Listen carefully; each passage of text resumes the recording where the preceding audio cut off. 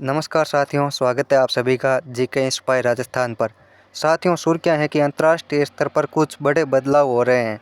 Trump ने कहा, रूस अब हमारा दुश्मन नहीं, यूरोप का वजूद खत्म हो रहा है। क्या है पूरी खबर, विस्तार से चर्चा आज के सेशन में। मित्रों, अमेरिका ने हाल ही में अपनी नेशनल सिक्योरिटी स्ट्रेटजी में बड़ा बदलाव किया है, जिसके तहत अमेरिका अब रूस को खतरा नहीं कहेगा। यह ट्रंप की अमेरिका फर्स्ट नीति पर आधारित है। ट्रंप का कहना है कि हम जो अमेरिका के लिए फ़ायदेमंद है वही करेंगे।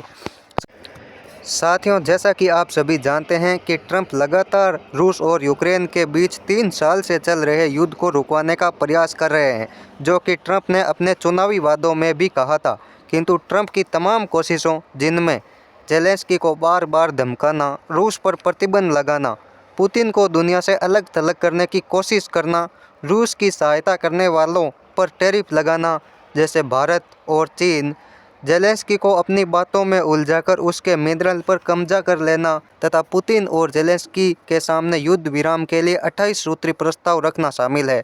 किंतु इन तमाम कोशिशों के बावजूद ट्रंप युद्ध को रुकवाने में कामयाब नहीं हो पा रहे हैं, क्योंकि न तो यूक्रेन अपनी ज़मीन छोड़ने के लिए तैयार है और न ही रूस पीछे हटने के लिए।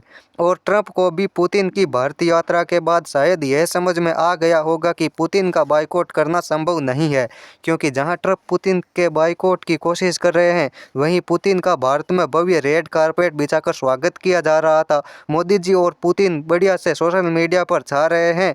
उसके बावजूद बड़बोले ट्रंप ने पुतिन की भारत यात्रा पर अपनी कोई प्रतिक्रिया नहीं दी और अपनी नेशनल सिक्योरिटी स्ट्रेटजी में बदलाव कर दिया, क्योंकि पुतिन भारत से जाते ही यूक्रेन पर 700 हवाई हमले कर देते हैं। अमेरिका द्वारा किए गए इस बदलाव पर रूसी प्रवक्ता दिमित्री पेस्कोव ने अपना बयान दिया तथा इस बदलाव का स्वागत किया। उन्होंने कहा कि अमेरिका प्राचीन समय से हमें अपना दुश्मन मानता है, किंतु अब नई नीति में कुछ मुद्दों पर सहयोग करने की बात कही गई है। वहीं ट्रंप प्रशासन ने यूरोप की आलोचना करते हुए कहा कि उसका वजूद अब खत्म हो रहा है। अमेरिका की इस नीति के बदलाव के पीछे कुछ बड़े कारण माने जा रहे हैं, जिनमें चीन को साधना, अमेरिका के अपने हितों की रक्षा करना, रूस यूक्रेन जंग को जल्दी से जल्दी समाप्त कराना, यूरोप को सबक सिखाना तथा ट्रंप के अपने व्यापारिक फायदे शामिल है। बाकी आप इस विषय पर क्या सोचते हैं, अपने विचार जरूर साझा करें। चैनल पर नए हैं तो चैनल को सब्सक्राइब करें और धन्यवाद।